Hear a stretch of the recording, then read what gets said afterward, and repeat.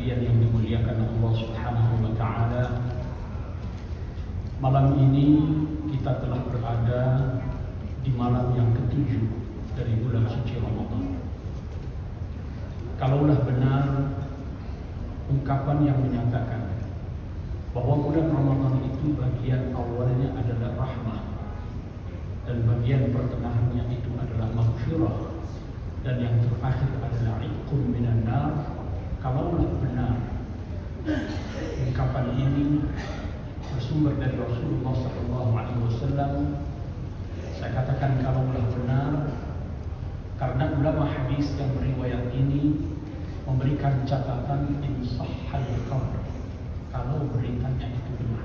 Sekali lagi, kalau itu benar, mudah-mudahan kita yang saat ini tengah berada di malam yang ketujuh termasuk hamba-hamba Allah yang selalu mendapatkan limpahan curahan rahmat dari Allah Subhanahu wa Ta'ala. Walaupun kita yakin rahmat dan maghfirah Allah tidak dibatasi oleh waktu-waktu tertentu. Bulan Ramadan, sebagaimana kita baca dalam rangkaian ayat-ayat yang berbicara tentang puasa, mulai dari ayat yang ke-183 dalam surah Al-Baqarah. Pada ayat 185 dinyatakan bahwa bulan Ramadan itu adalah bulan diturunkannya Al-Quran. Syahrul Ramadan alladzi unzila fihi Al-Quran. Bahkan bukan hanya Al-Quran, seluruh kitab-kitab suci yang Allah turunkan kepada para nabi dan rasul, mulai dari Suhuf Ibrahim, Taurat Musa, Zabur Nabi Daud, Injil Nabi Isa alaihissalam, keseluruhannya diturunkan di bulan Ramadan. Salah satu yang menyebabkan bulan Ramadan itu penuh dengan kemuliaan, keagungan dan keberkahan karena bulan Ramadan itu dipilih sebagai bulan diturunkannya kitab-kitab suci termasuk Al-Quran. Oleh karena itu, jangan terlena dan jangan lengah. Puasa yang kita lakukan di bulan Ramadan, berbagai aktivitas yang dianjurkan untuk kita lakukan di bulan Ramadan, sesungguhnya itu adalah wasilah, hanya sekedar media, perantara untuk mengantarkan kita dalam mensucikan jiwa kita, yang diharapkan kita dapat menjadi la'allakum tattaqun. Itu hanya media, hanya perantara, hanya wasilah, jalan menuju ketakwaan. Dengan berpuasa dan melakukan berbagai aktivitas yang dianjurkan, dan bahkan Allah menjanjikan akan melipat gandakan pahalanya, kita diharapkan dapat mensucikan hati dan jiwa kita itu. Selanjutnya, kita diminta untuk mengisi jiwa yang tersucikan itu dengan apa? Dengan Al-Quran. Al-Quran itulah yang diharapkan dapat mengisi relung-relung hati kita ini, mengisi jiwa yang telah tersucikan itu. Dan ada kaitan yang sangat erat sekali antara Ramadan, Al-Quran, dan perilaku baik manusia. Dalam sebuah hadis, Rasulullah SAW dinyatakan, karena Rasulullah SAW ajwadan nasi bil khair. Rasulullah itu adalah orang yang sangat dermawan. وكان أجود ما يكون في رمضان حين يلقاه جبريل فيدارسه القرآن. Lebih-lebih di bulan Ramadan, terutama saat selesai dijumpai oleh malaikat Jibril di setiap malamnya, di mana setiap malam itu malaikat Jibril mengajak Rasulullah untuk bertadarus, fayudarisul Quran, dibacakan kembali ayat-ayat Al-Quran yang telah diturunkan. Dan apa yang terjadi? Setiap kali selesai dijumpai oleh malaikat Jibril di malam-malam bulan Ramadan itu, kedermawanan Rasulullah SAW itu melesat kencang diumpamakan seperti angin yang bertiup kencang, karihi mursalah. Ada hubungan yang sangat erat Ramadan dengan berbagai aktivitasnya, Al-Quran dan kedermawan. Oleh karena itu, dengan berpuasa, dengan melakukan ibadah-ibadah baik yang wajib maupun yang sunnah, lalu kita bertadarus Al-Quran, diharapkan terjadi perubahan dalam perilaku kita. Fayudarisuhul Quran, Rasulullah bertadarus, mudarasah. Tadarus dengan pengertian yang sesungguhnya, karena sering sekali kita mempersempit makna tadarus hanya sekedar untuk tilawah, hanya sekedar untuk membaca. Padahal kata tadarus atau mudarasah, di situ ada keterlibatan antara dua pihak, ada interaksi aktif. Dalam hal ini antara kita dengan Al-Quran, antara kita dengan saudara-saudara kita yang duduk bersama mengkaji dan mempelajari Al-Quran. Itu yang disebut dengan tadarus. Oleh karena itu, majelis ilmu semacam ini, itu juga majelis tadarus. Tadarus Al-Quran dengan pengertian yang sesungguhnya, tidak sekedar membaca, tetapi juga meningkatkan pemahaman kita terhadap Al-Quran. Itulah yang sangat diharapkan.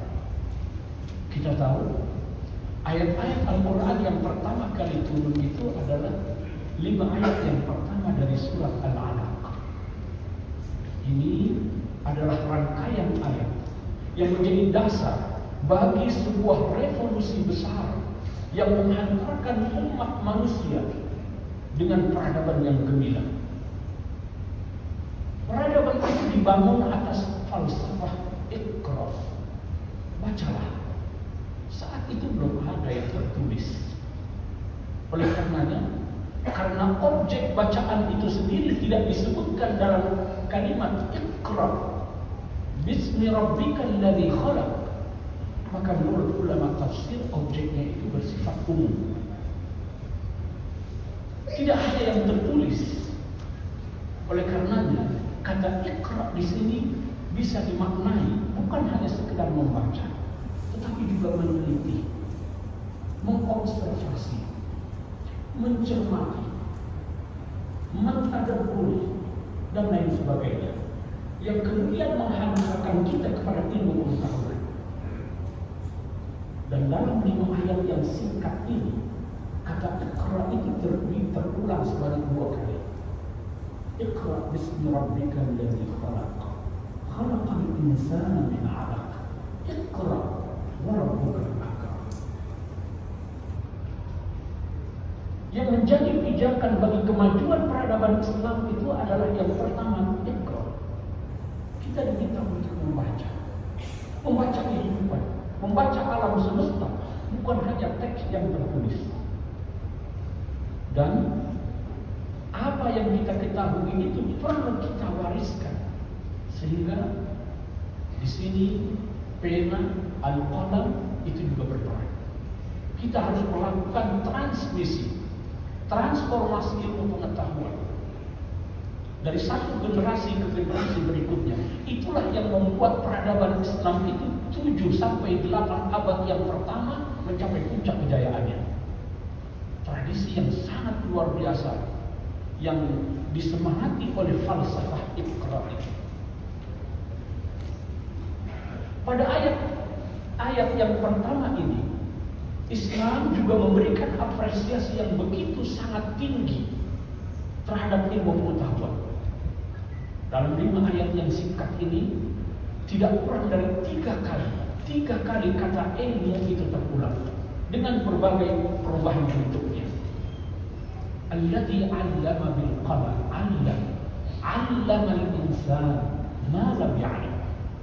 Kata ilmu itu sendiri di dalam Al-Quran dengan berbagai derivasi dan perubahan bentuk katanya tersebut tidak kurang dari 799 kali. Kata ilmu itu sendiri 80 kali. Ilmu, ya'lamu 799 kali. belum lagi kata al-yaqin, belum kata ulul albab dan lain sebagainya yang mengajak kita untuk berpikir, untuk menggunakan akal kita mencermati alam semesta, melahirkan ilmu pengetahuan. Inilah yang mendorong para ilmuwan kita di abad-abad yang pertama dulu melahirkan berbagai macam temuan dan teori ilmu pengetahuan. Sayangnya tradisi itu tidak berlanjut sampai saat ini, sehingga kita mengalami kemunduran. Falsafah Iqra yang melahirkan ilmu pengetahuan dan membangun peradaban, inilah yang perlu terus kita bangun. Di bulan Ramadan inilah saatnya kita kembali kepada Al-Quran, kita tadarus Al-Quran, kita mengembangkan kembali semangat peradaban Islam yang dibangun di atas fondasi ilmu pengetahuan. Dari kata ilmu yang terulang sampai 799 kali itu, belum lagi kita temukan di dalam Al-Quran itu tidak kurang dari antara 790 sampai 100.000 ayat yang mengandung isyarat ilmu pengetahuan. Al-Quran memang bukan buku ilmu pengetahuan. Al-Quran itu bukan buku sains. Walaupun di dalamnya itu terdapat tidak kurang dari 1000 ayat yang mengandung isyarat ilmiah. Al-Quran itu mengandung berbagai kisah dan cerita. Tetapi Al-Quran itu bukan buku cerita. Al-Quran itu adalah buku hidayah, petunjuk. Sebegitu banyak ayat-ayat yang berbicara tentang ilmu pengetahuan. Tentu kita tidak akan bisa memahaminya dengan baik kalau tidak kita menguasai ilmu pengetahuan. Kita tidak mungkin dapat memahami ayat wasyamsu tajri limustaqarrin laha dzalika taqdirul azizil alim wal qamara qaddarnahu manazil hatta 'ada kal urjunil qadim. Tidak mungkin kita bisa menjelaskan, memahami ayat ini dengan baik kalau kita tidak mengerti ilmu astronomi. Alladzi ja'ala lakum minasy-syajaril akhdari nara, yang telah menjadikan dari pohon hijau itu api, energi. Kita tidak mungkin bisa memahami ayat ini dengan baik kalau kita tidak paham ilmu biologi. Oleh karena itu, ayat-ayat yang ada di dalam Al-Quran hendaknya merangsang kita semua, terutama generasi muda kita, untuk terus mentadabburi, mencermatinya, sehingga kemudian melahirkan ilmu pengetahuan sebagaimana dulu para ilmuwan muslim, Ibnu Sina, Al-Khawarizmi, Ibnu Nafis, Al-Razi dan lain sebagainya membangun peradaban Islam dengan penemuan-penemuan ilmu pengetahuan modern. Oleh karena itu, di bulan Ramadan ini saatnya kita bersama Al-Quran. Mari kita baca Al-Quran, kita renungkan, kita tadabburi, kita hayati makna-maknanya yang kita harapkan dapat menginspirasi kita untuk mendorong terutama generasi-generasi muda kita untuk belajar secara sungguh-sungguh sehingga peradaban Islam yang gemilang yang pernah terjadi dulu dapat kita kembalikan. Mudah-mudahan apa yang kita lakukan di bulan Ramadan ini diterima oleh Allah Subhanahu wa taala. Mudah-mudahan Al-Quran yang kita baca, yang kita rasakan bersama, kandungan-kandungannya mudah-mudahan dapat memberikan petunjuk dan menjadi pedoman dalam hidup kita di dunia dan selanjutnya dapat memberikan syafaatnya di akhirat kelak. Hadanallahu wa iyyakum ajma'in. Wallahu muwaffiq ila aqwamit thariq. Wassalamualaikum warahmatullahi